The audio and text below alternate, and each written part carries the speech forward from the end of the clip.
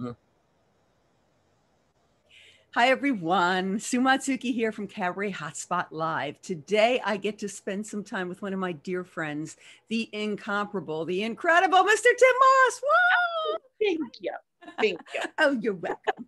I'm so happy to have you here. What a beautiful shirt, by the way. I love that. Oh, thank you, darling. Thank you very much. So, first of It's an all, original that I got up in Milford, Pennsylvania. well, I was just going to ask you, you just did a road trip to see your family. How was that? Oh, well, yes. A couple of weeks ago, I went out to Indiana to visit my family. It's the first time I've seen them in over almost 2 years. It was absolutely glorious. It was wonderful. But then I came back and went right back out on the road. We took 50 Shades of Gay with Icavelli up to Providence, Rhode Island, and I just got back last night. So How was that? That was actually one of the things I was going to ask you about, the 50 Shades of Grey. How did that come up? What is 50 that? Shades of Gay. Of gay. Oh, it was very fun. It was very fun. We've been doing that show for probably about 6 years now. Uh-huh. Yeah, it's Ike's show, but I'm the musical guest in it. Oh, I see. So we've taken that around the Eastern Seaboard. We're actually in Orlando is our next show. Oh, how fabulous. No that, one gets to travel with the show anymore, particularly after COVID. So that's awesome. Right. Yeah. So I wanted to, you and I are very good friends. And in the interest of, full disclosure here, I went to see Tim's encore show that launched Pangea's opening up their back room for Pride Month. Mm-hmm. And it was a beautiful show, and it's called A Live. And I am not reviewing anymore, and I certainly wouldn't find it ethical to review such a dear friend of mine, but I was so impressed with your show, and I'll tell you why. Not only was it beautifully sung and beautifully put together, directed by Lenny Watts, and your musical director was, who's your music? Andrew Sotomayor. Andrew, oh my goodness, Yes. He was so good. And the arrangements were so good. But more so than that, not many of us who have been in the business do an autobiographical show. We've done it once, we introduced ourselves, and we move on. And I wanted to do an article in Sue's Views talking about how this can be done in a way that can be done so that it's universal, it speaks to everybody, it is a personal journey. And when I sat in your show with other friends of ours, I was stunned by your candor, by the yin yang and flow of the show, because there's some very dark and heavy moments in the show. Yeah. But you would set it up in a way as flamboyant, wonderful Tim, and then we'd go to this place. How did the concept of the show come up? When did you first debut it? And what was the reason for bringing it back during Pride? Talk to me a little bit about all of that. Well, firstly, thank you, Sue. I so appreciate you having me on this show. I just love and adore you. It debuted in, I think it was 2017. It was right before I went down to shoot the movie Junk, which was in the fall of 2017. And because that was a very, very busy time for me. Yeah. But we had been working on it. Lenny, Andrew, and I had been working on it for probably about a year to a year and a half prior to that, simply because all of our schedules, we were all so busy and pulled in so much that we would only get to be able to meet maybe once a month or so. Mm-hmm. So it got drug out for quite some time, but that worked for this show because it kind of gave us time to talk about things and then let it marinate and mm-hmm. then come back together again and let that marinate for a little while before we got together again. Lenny is the craftsman of this show. Mm-hmm. We had so many different varying meetings along the way where some meetings I would just get together with him and just talk about my life, about mm-hmm. things that I've been through. And he's like, oh my God, he goes, we've got to put that in there. And I would tell him some stupid thing that happened to me. And he's like, why didn't you tell me this before? We've got to add that. But it was just kind of a matter of me revealing things.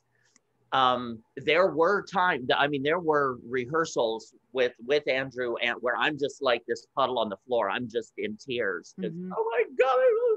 Because I had to revisit some very dark, frightening places that I was afraid to go. I was scared to go and relive them. Mm-hmm.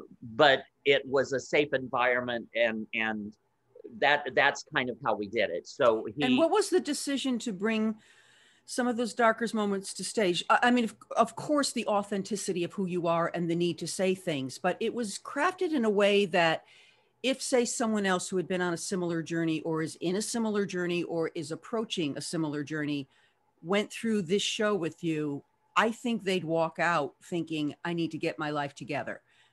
And if this man can do it after the big, huge block of time that you were in this dark place, then anyone can do it. So I think that it, you know, autobiographical shows tend to be, you know, me-centric, but this had this kind of universal theme to, this is what happened in my life and it happens to other people. And this is how I came out of it. So you too can come out of it. That's what I found fascinating about how the show was crafted. But what brought you and Lenny to the decision to disclose so much in the way that you did? Well, that just kind of organically happened. Lenny is the most remarkable director, and he knows how to construct a show. And then you have, this show was completely Lenny, Andrew, Tim. Like we all contributed to this show. Our signatures are all over this, all over this show. But basically, Lenny asked me at the beginning, what kind of show do you want to do? What do you want to do? And I said, well, I don't know. Maybe my life, some of the things that I've been through. And that's when we just sat down and started talking. And he was like, wow, you've really got quite a show. You've had a life. Yeah. And because most people have no clue what I've been through. Especially because you're such a jovial, buoyant, amazing energy and personality. No one would ever suspect that you could get yourself to those moments. And we're not talking specifically because I'm not sure if you're bringing the show back, and I never like to give away the show. So I want to kind of just pique people's interest in that and in you. And if it ever comes back, 100% highly recommend go see it. But I don't really want to give away what the show's about and in case you're bringing it back, you know, but it was just really something. I don't mind revealing a little bit. Basically, I got lost for 20 years of my life. 20 years, people. And people have no clue. Like you said, people meet me and I'm happy and jovial. Well, the reason that I'm happy and jovial now is because I have lived through the lower layers of hell in my life. So it takes a lot to get me down. I try not to sweat the small stuff. That's not important to me anymore. So, well, this is why we'd love to be around you too. You know, speaking of adjectives, how would you describe yourself in 5 adjectives? What are 5 adjectives that would describe you? Fun, absolutely. creative. Oh, you kind of threw me off on that. I've had a lot of adjectives. It's my Oprah moment. Caring, bold, and adventurous. Super. I can think of 100 more that I would use to describe you, and they would all be. I've been called quite a few different ones. Let's talk about, you mentioned that you are a full-fledged movie star. You appear in a movie called Jock, and it's a 2-hour full show. How did that happen? Where can we still see it? Tell us all about that. I saw it the night that it premiered, and it was fantastic. Oh, thank you. Thank you so much. That again just kind of happened organically. One of the things that I recommend to people, some advice I recommend to people is you have to show up. You have to be there for doors to open. And David Stallings years ago he was producing a theater festival from City College, and he had contacted me completely out of the blue and said, oh, we have a play that was entered and they need an actor. And the playwright is from North Carolina. And we thought of you that you would be perfect to play the role of Miss Lily. Well, my first thought was, okay, Miss Lily, it's probably some drag queen that has to walk on stage, say 2 or 3 lines because that's all gay people do, or comic relief, and then walk off, and that was it. So I said, well, send me the script. I said, for you, I'll do it. That's not a problem. Just send me the script. So he sends me the script, and I start flipping through, and I'm like, Miss Lily, Miss Lily, Miss Lily. Oh, Miss Lily, Miss Lily, Miss Lily. Oh my God, this is an actual role. I'm a star. And it's actually like a 2-person movie though. I mean, it's just yeah. So yeah, wow. full-length feature. It's a full-length feature. It's LGBT. It's a musical, and it's just Robbie Wayne and myself. And so we did the staged reading at City College, and then he took it out to have it put on stage, to put it up out in Palm Springs. So he was very complimentary of me, and the Michael Penny, who was the playwright, he was saying, "Oh my God, you did such a great job with Miss Lily and this and that." Well, at the stage reading, the way we had staged the final scene was it was very intense and very emotional. And I swear to God, every straight man in that audience literally formed a line and came up to me afterward and said, "You made me cry in that play. You made me cry in this." Yeah, it was a beautiful, beautiful scene. Yeah. And so I told Michael that. I said, "You really have something here. You've really got something that touches a nerve. So good luck with the show." And that's about it. Well, then he takes it out to Palm Springs, and I really don't hear that much about him anymore. And about a year later, he messages me and he says, "Oh, I got some good news for you." And I said, "Oh, I love good news. What you got?" And he says, "We're going to make Junk into a movie, and I want you to star in it." And I was like, "That's good news. That is good news." Wow. So I started working on the character and working on the lines and, doing rewrites and stuff like that via Zoom. And before there was Zoom, I don't even remember what we used, but we had some kind of video. So Robbie and I would rehearse because he picked me to play Miss Lily from the New York show and picked him to play Chris from the Palm Springs show, and just knew that our chemistry would work, and it did. So Robbie's my little brother now. So I told you this, and so it's no big secret, but when I first saw it, I'm like, okay, I'll watch my friend's movie. It'll be fun. Yeah. And then the minute it started to roll, I was like, wait, this looks like a real movie. Right. This is a real movie. I mean, the way it was shot, the set, the costumes. I shouldn't have been surprised, but I was surprised. We show up for our friends, but but it was just pretty awesome. Where can we see it? Is it still up where people can see it on demand or pay per view or? Yeah, I believe you can still see it at viewstub.com/junk-the musical. You know what, people, whoever's watching this interview, I'll make sure at the bottom of this interview we have all these links so that you can go check it out, and I'll have links to Tim's other shows. Now, you speaking of other shows, you are an MC and host of 2 different kind of talk shows. You co-host with Wendy Stewart on If These Walls Could Talk, which I just recently did with you, which was a blast.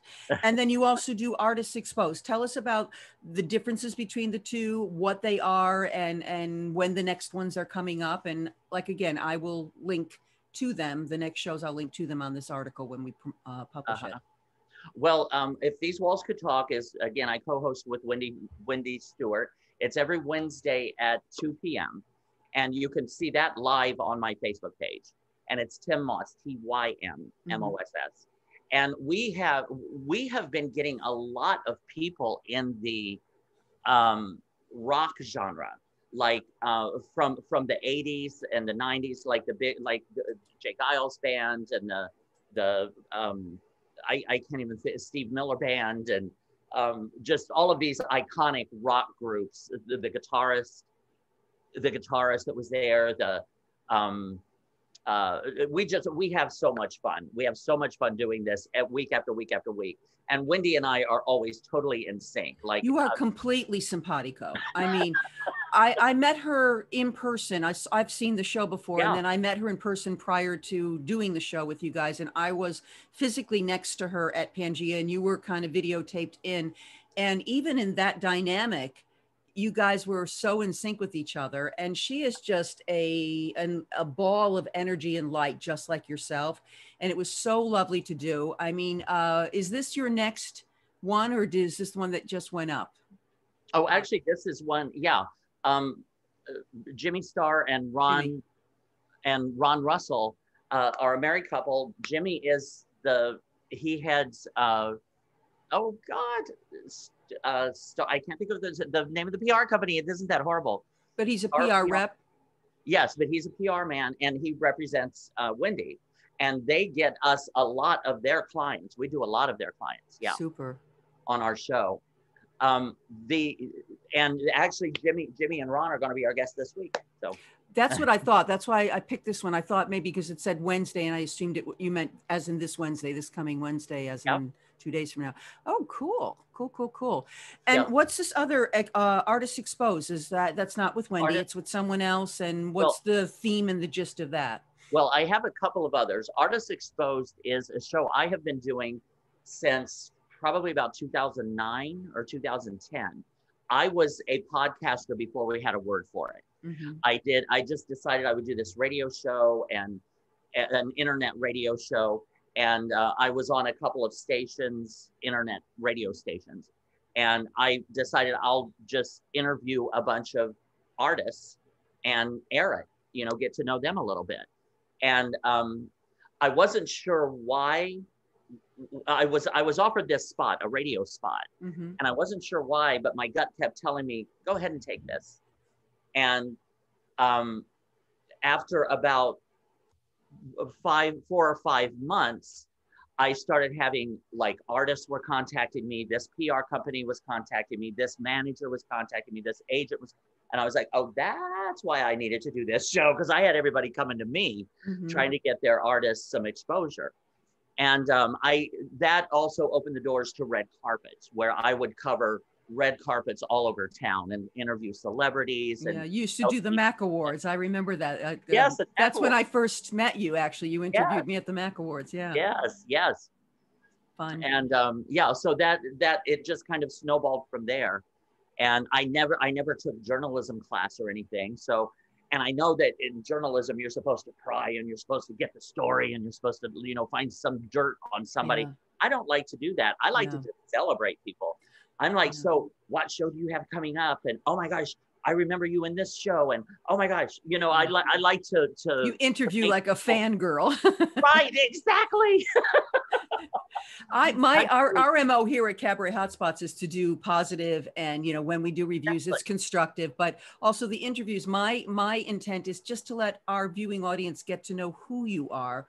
And then if they're interested, we have the links. They can go check out whatever we're talking about at below and make sure they know how to reach you. But it's more about just getting to know who the person is. And I felt that when you interviewed me, that's really kind of where you're coming from, Yeah, and that's why I love Cabaret Hotspots. Thank you for doing what you do. We tried all through the pandemic to kind of be a TV guide to let people know what was going on. It was exhausting, but it kept me busy.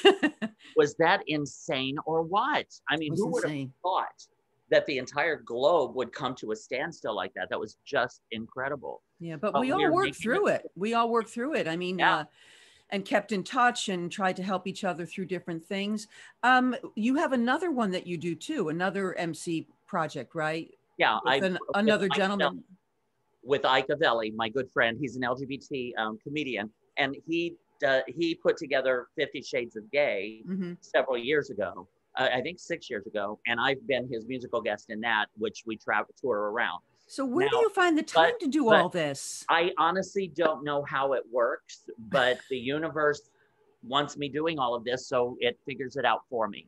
And how do you deal with the different hats? I mean, do you just put on your interview hat, your performer hat, your entertainer? What do you do? Thank God for Google Calendar, because I literally wake up in the morning and check who am I today? Am I singer Tim? Am I actor Tim? If I'm actor Tim, am I in television, film, or theater? And am I interview Tim?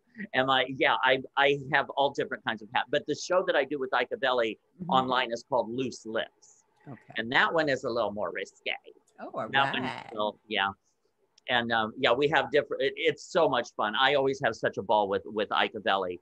And one of the segments that we have on there is called "What the hell did I just put in my mouth?" Uh-oh. And I hope it's about food. And what we do is we reach out to small businesses.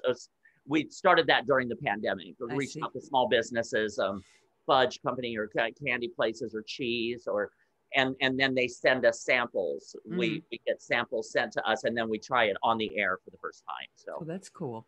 Yeah. If I ask you, I mean, this sounds so, so Oprah-esque, but I love it. Where do you see yourself in 5 years? What if I said tomorrow, poof, I'm a fairy godmother and I can give you your ideal job? What would that be? And where would you like to be in 5 years from now, from where you are right now? 5 years from now, I would like to be just, I would like for my career to be an expanded version of where I am today. Great. I would like to be doing more leading roles in film, in theater, possible Broadway, television, have a regular television gig, which I'm also working with UBC TV, which is offering me that option right now. I want to be singing and music and touring with that. That's where my energy comes from, is just, I want to do so many different things, and I'm doing them. I'm getting to do them, which I'm grateful for. But like you mentioned earlier about the scheduling, I honestly don't know how that happens, but the universe supplies what I need when I need it.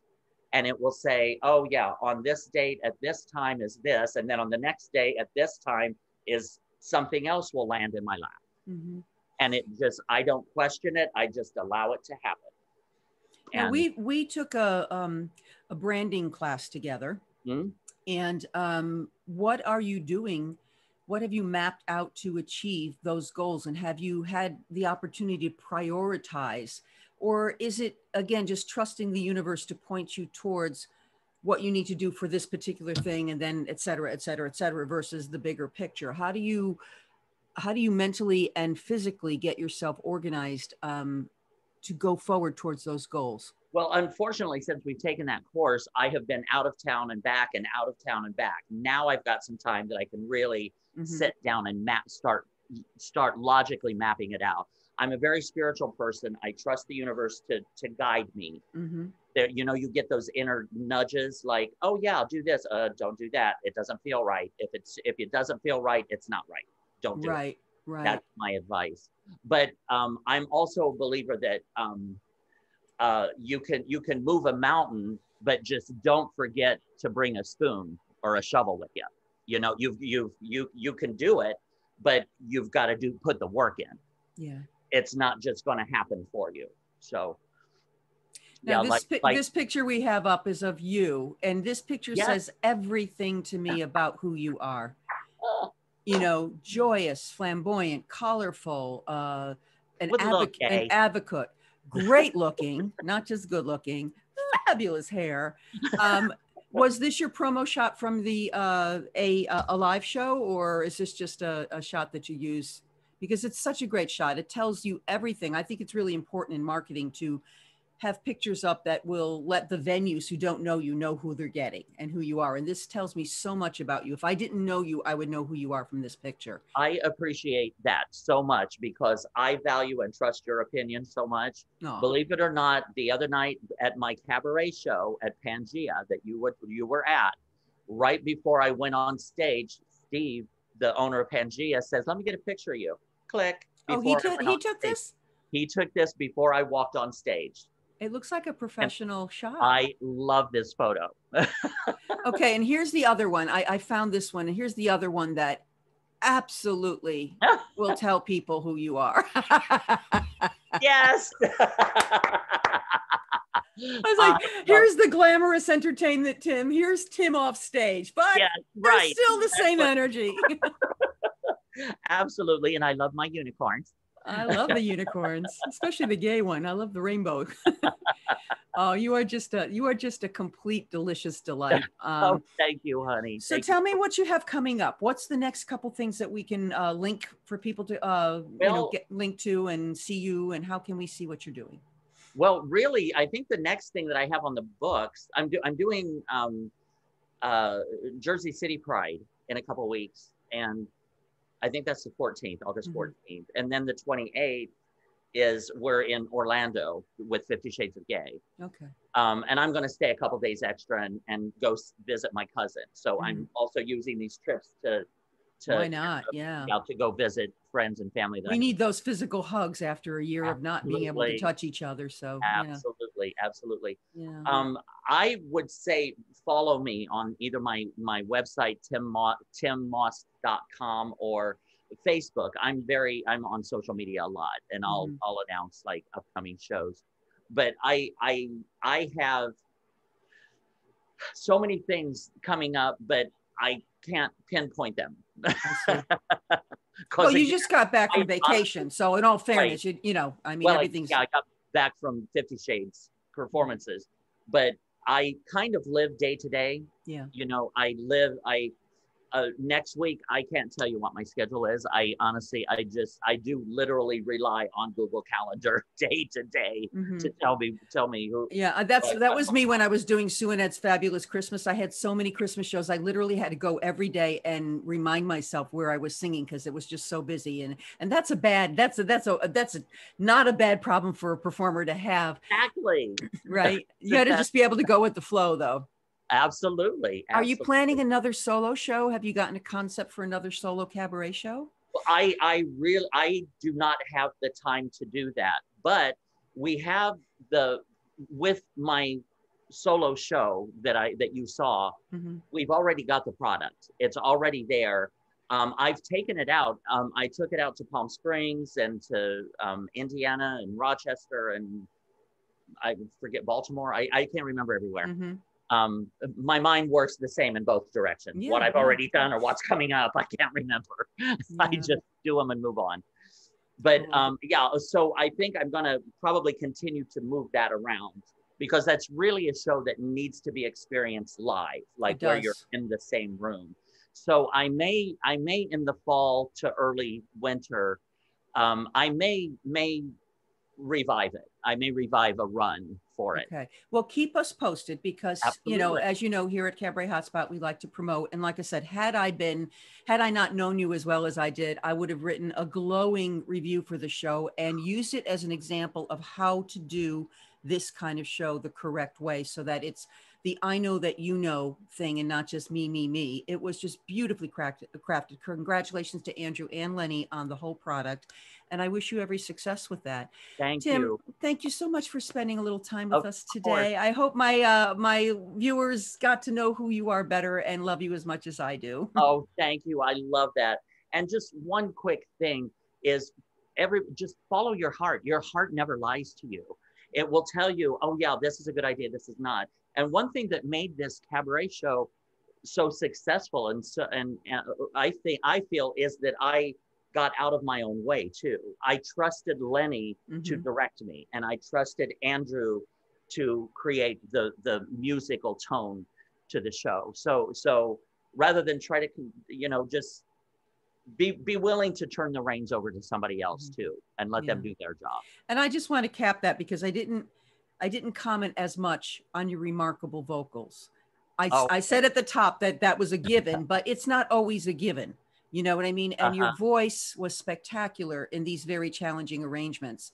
And the yin yang, like I said, of where the journey high and low went was just like stunning sometimes. I was like so not expecting you to go to that song after having led in with that patter, and vice versa, which I, as a reviewer and also as a performer, find very fascinating. I actually construct my shows that way. So, you know, everything about the show is just really, really special.